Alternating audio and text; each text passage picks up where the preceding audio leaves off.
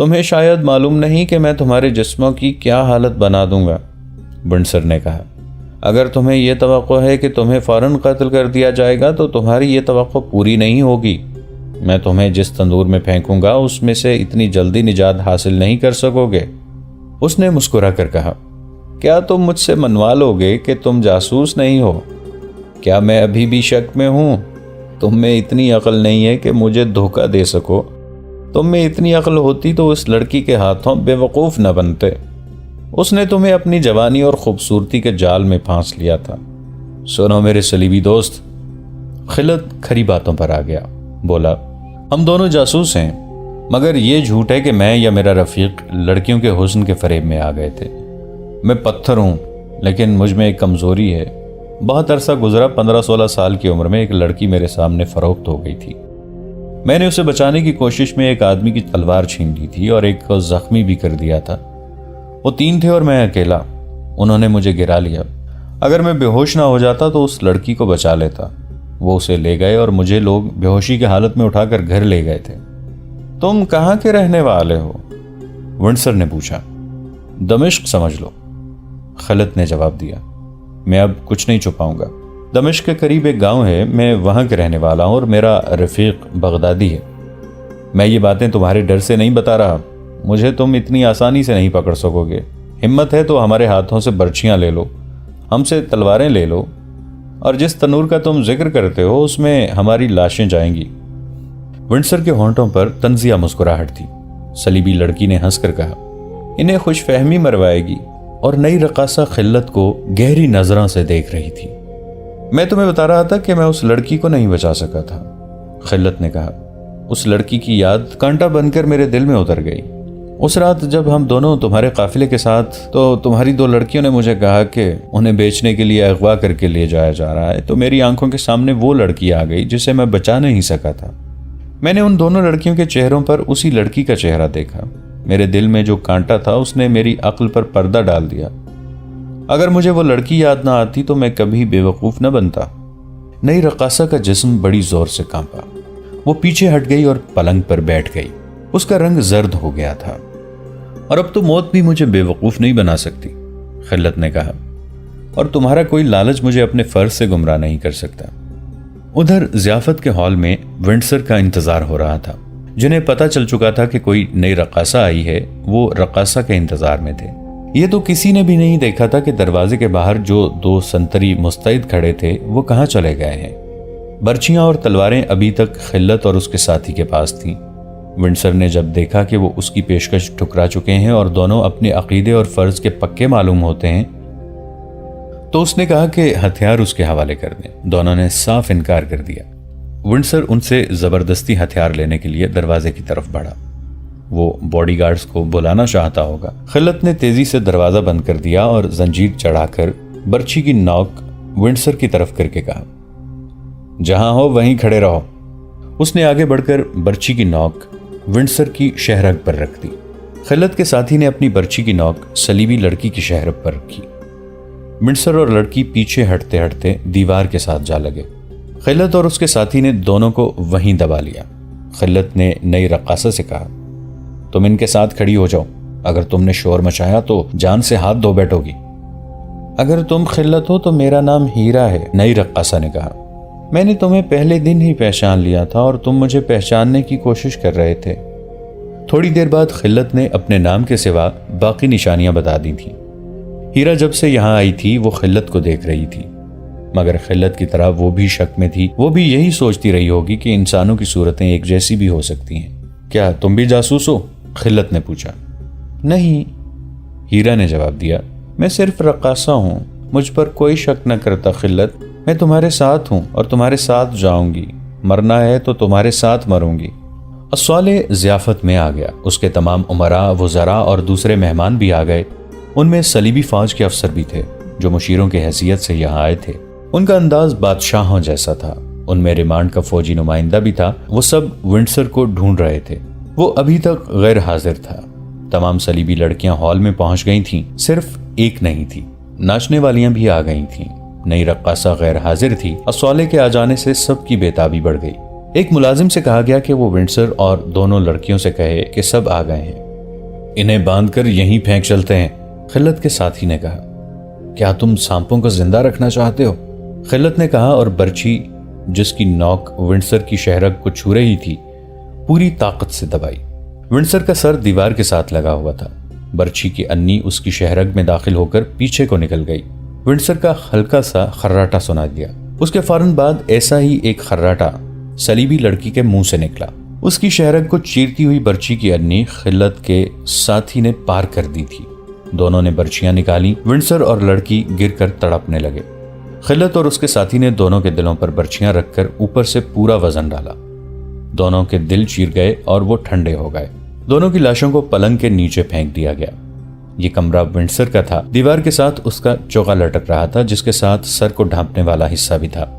ہیرا نے خود ہی یہ چوغا پہن لیا اور سر بھی ڈھانپ لیا۔ وہاں سے کپڑے اٹھا کر اس نے رقص والا گھنگرو اتار دیا اور مردانہ لباس کمر سے نیچے تک چڑھا لیا۔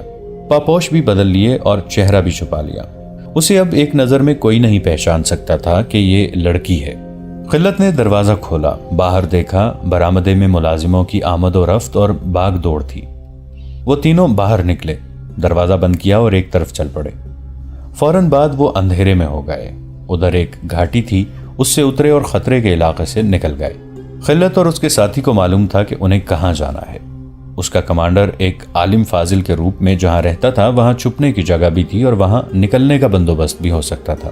اس وقت شہر سے نکلنا خطرے سے خالی نہیں تھا۔ گھوڑے بھی نہیں تھے۔ انہیں حلب سے فرار ہو کر دمشق پہنچنا تھا۔ انہیں یہ اندازہ بھی تھا کہ قتل کا پتہ چلتے ہی شہر میں کیا ادھم بپا ہوگا۔ قتل کا انکشاف ہوتے زیادہ دیر نہیں لگی۔ کسی نے ونڈسر کے کمرے کا دروازہ کھولا۔ پلنگ کے نیچے سے جو خون بہ رہا تھا وہ فرش پر پھیلا ہوا دروازے تک پہنچ گیا تھا۔ ہنگامہ بپا ہو گیا۔ وہاں ایک نہیں دو لاشیں تھیں۔ دونوں کے زخم ایک جیسے تھے۔ فوری طور پر پہرے داروں کا خیال آیا۔ ان کی موجودگی میں بیک وقت دو قتل کون کر سکتا تھا؟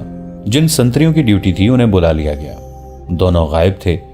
اس عمارت میں کسی کا بغیر اجازت داخلہ ممنوع تھا۔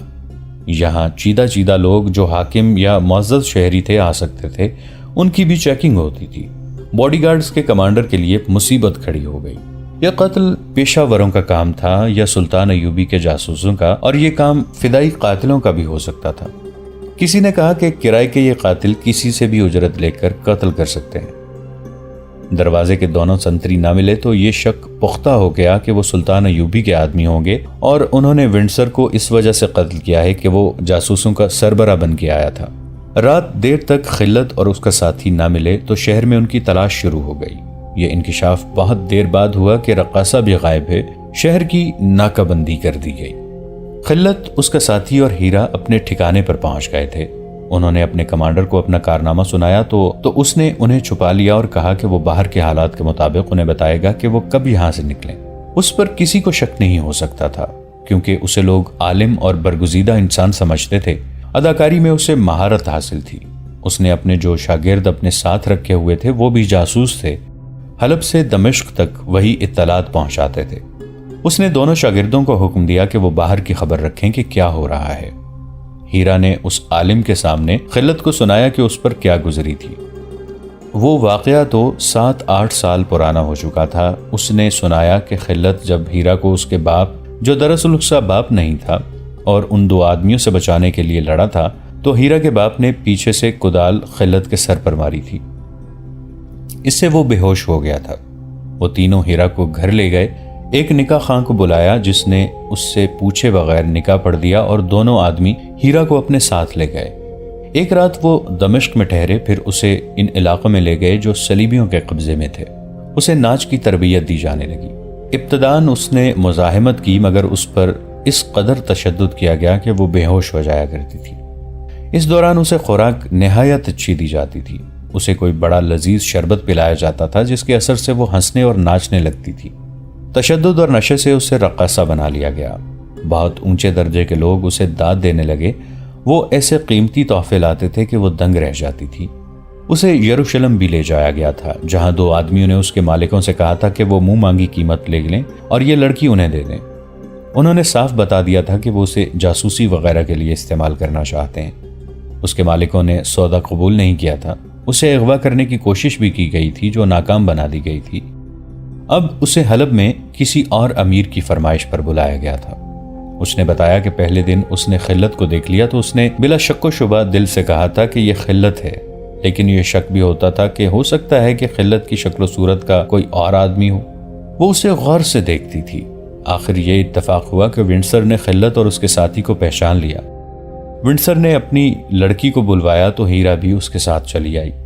خلت نے جب اپنے متعلق چند ایک باتیں بتائیں تو ہیرا کے شکوک رفع ہو گئے۔ اس نے کہا، میں اس ذلیل زندگی کی عادی ہو گئی تھی، میرے دل میں جذبات مر گئے تھے، میں ایک پتھر کی طرح ادھر ادھر لڑکتی پھر رہی تھی، لیکن خلت کو دیکھا تو میرے تمام جذبات پھر سے زندہ ہو گئے۔ مجھے یقین نہیں تھا کہ یہ خلت ہی ہے، مگر اس کی صورت نے مجھے وہ وقت یاد دلا دیا جب میرے دل میں اس کی محبت تھی اور اس کے بچوں کی ماں بننے کی خواہش۔ میں نے فیصلہ کر لیا تھا کہ کسی وقت اس سے پوچھوں گی کہ تم خلت ہو۔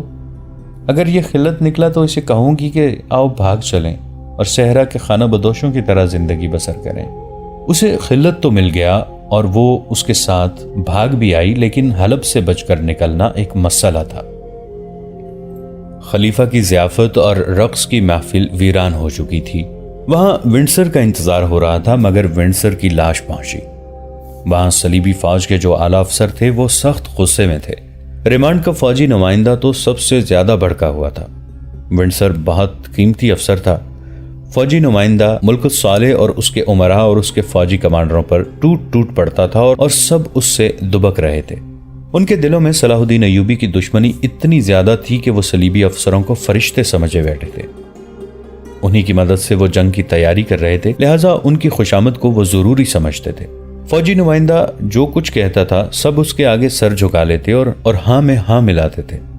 اس نے کہا، قاتل رات ہی رات شہر سے نہیں نکل سکتے۔ صبح سویرے حلب کے ایک ایک گھر کی تلاشی لی جائے، یہاں کی ساری فوج کو اس پہ لگا دو، فوج لوگوں کے جاگنے سے پہلے گھروں میں داخل ہو جائے، یہاں کے باشندوں کو اتنا پریشان کیا جائے کہ وہ قاتلوں کو خود ہی ہمارے حوالے کر دیں۔ ایسا ہی ہوگا، ایک مسلمان امیر نے کہا۔ ہم فوج کو ابھی حکم دے دیتے ہیں کہ صحرا کے اندھیرے میں شہر میں پھیل جائیں۔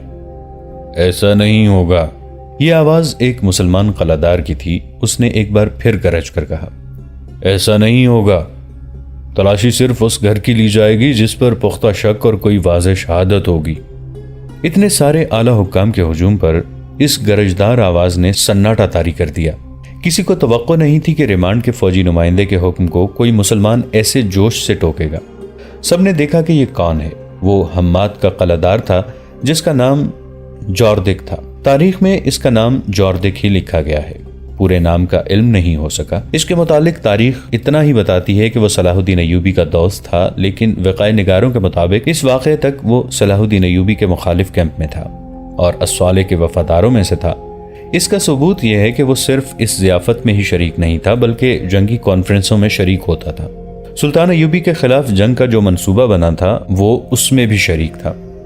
اس نے جب ایک صلیبی کے منہ سے یہ الفاظ سنے کہ حلب کے ہر گھر کی تلاشی لی جائے گی تو اس میں اسلامی وقار پیدا ہو گیا۔ اس نے کہا، یہاں سب مسلمان گھرانے ہیں جن میں پردہ نشین خواتین بھی ہیں، ہم ان کی بے عزتی برداشت نہیں کریں گے۔ شریف گھرانوں میں فوجی داخل نہیں ہوں گے۔ قاتل اسی شہر کے تھے، ایک صلیبی افسر نے کہا۔ ہم تمام شہریوں سے انتقام لیں گے۔ ونڈسر جیسا قابل افسر قتل ہو گیا ہے، ہمیں کسی کی عزت اور کسی کے پردے کی پرواہ نہیں، اور مجھے تمہارے ایک افسر کے قتل کی پرواہ نہیں، جوردک نے قہر سے کانپتی ہوئی آواز میں کہا۔ جوردک خاموش رہو، نو عمر اور نا تجربہ کار سلطان نے حکم کے لہجے میں کہا۔ یہ لوگ اتنی دور سے ہماری مدد کے لیے آئے ہیں، کیا تم مہمان نوازی کے آداب سے ناواقف ہو؟ احسان فراموش نہ بنو، ہمیں قاتل کو پکڑنا ہے۔ خلیفہ کی تائید میں کئی آوازیں سنائی دی۔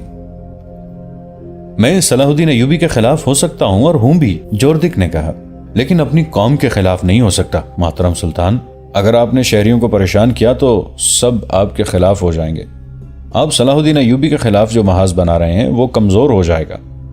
ہم نے تو قوم کی کبھی پرواہ نہیں کی، ریمانڈ کے فوجی نمائندے نے کہا۔ ہم قاتلوں کو ڈھونڈیں گے، وہ کسی کے گھر میں ہی ہوں گے، ہم انہیں باہر نکال لیں گے۔ یہ قتل صلاح الدین ایوبی نے کرایا ہے۔ میرے دوست، جوردک نے کہا، تمہارے ایک افسر کا قتل کوئی بڑی اہم بات نہیں ہے۔ تم صلاح الدین ایوبی کو قتل کرنے کی کتنی بار کوشش کر چکے ہو۔ یہ الگ بات ہے کہ تم اسے قتل نہیں کر سکے۔